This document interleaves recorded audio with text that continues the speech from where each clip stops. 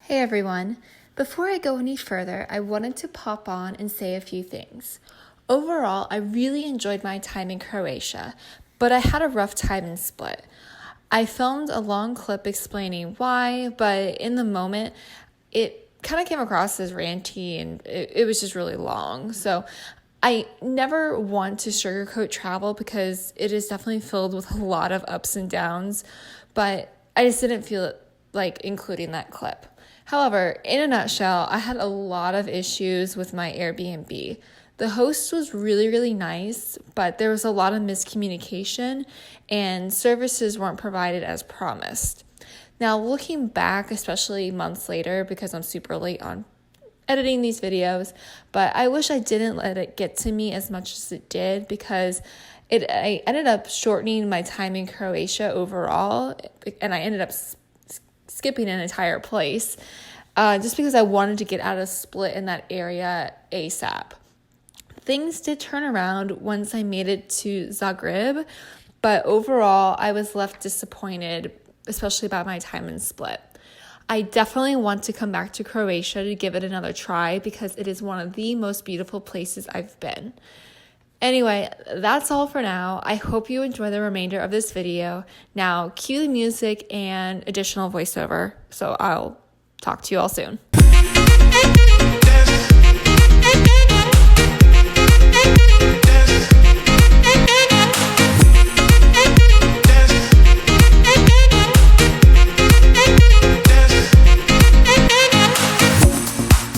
As you've seen on my first full day, I explored the main city. It's filled with many nooks and crannies that I really enjoyed exploring all day.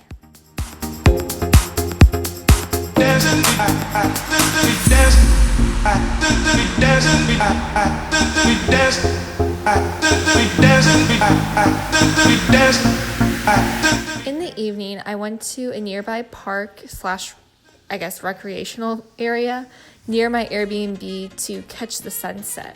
It's an absolutely beautiful area, and it's also where I actually ended up running a few mornings. So if you're in Croatia or you're in Split specifically, I definitely recommend visiting this area.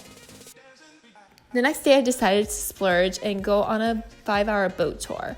I highly recommend some sort of boat tour because Split and nearby places are really best explored by water. Also, speaking of the water, check out how blue it is. That is the true color. It's absolutely insane. The first stop on our tour was the nearby city of Zagreb. We had about an hour to walk around and explore a bit. The city is on the UNESCO World Heritage Sites list for its Venetian architecture. During World War II, it was actually annexed by Italy before being liberated in 1944. It then belonged to Yugoslavia and since 1991 to Croatia.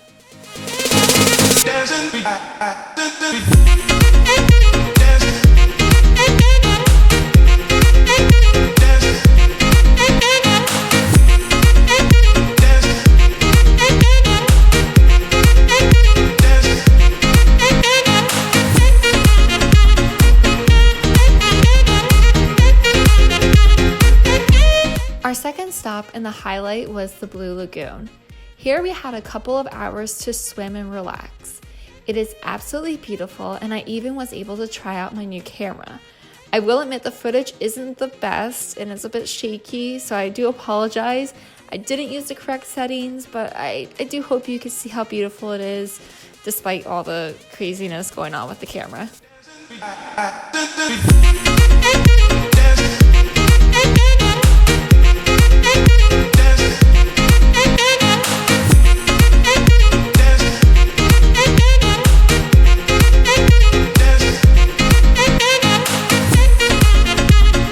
final stop was to a nearby fishing village to regroup before heading home.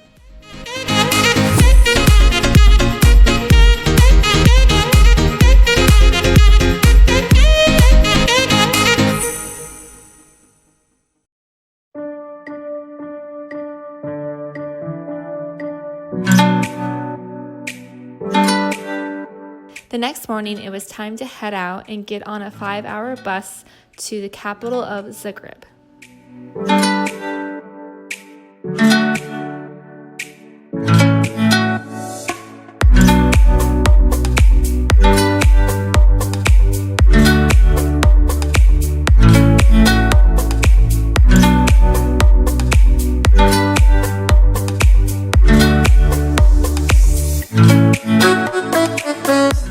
Since I only had one full day, I wanted to maximize my time. I started my morning by taking a run in a nearby park before heading out for the day. My first stop of the day was the Zagreb Cathedral. It is the tallest building in Croatia, and it is dedicated to the Assumption of Mary and to Saint Stephen and Saint Ladislaus. It is a gorgeous church, but make sure you're appropriately dressed. As with a lot of Catholic churches in Europe, they are pretty strict with the dress code.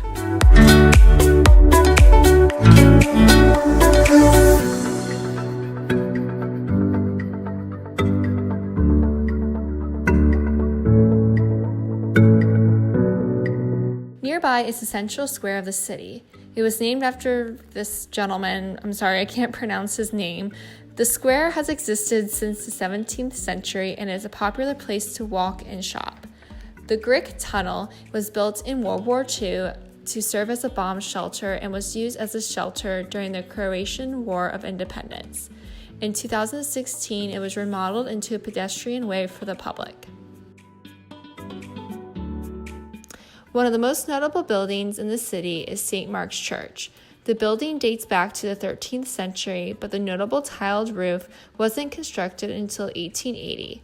On the left side is the medieval coat of arms of Croatia, Dalmatia, and Slavonia, and on the right is the emblem of Zagreb. I wasn't able to go inside, but outside was absolutely beautiful. There were 2 weddings going on nearby, and everyone was singing and dancing, which was pretty fun to watch.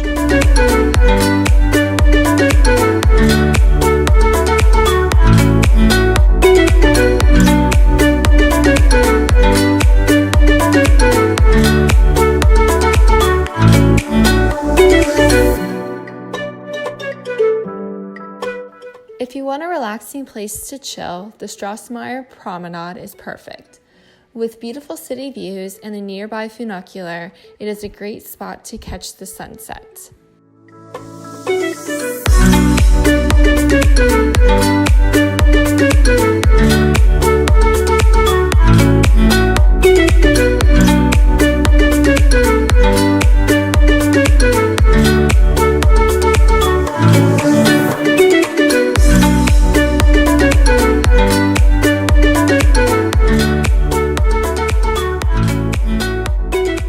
The Museum of Broken Relationships is a global crowdsourced project with permanent museums in LA and Zagreb.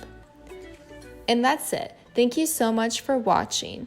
Please like this video and subscribe to my channel for more travel content. I am working to push the final few videos from this trip, so please stay tuned. I know this trip was a while ago, but I want to get the videos out, and I'm going to very shortly. Thank you, and remember to wander far and wander often. Bye, guys.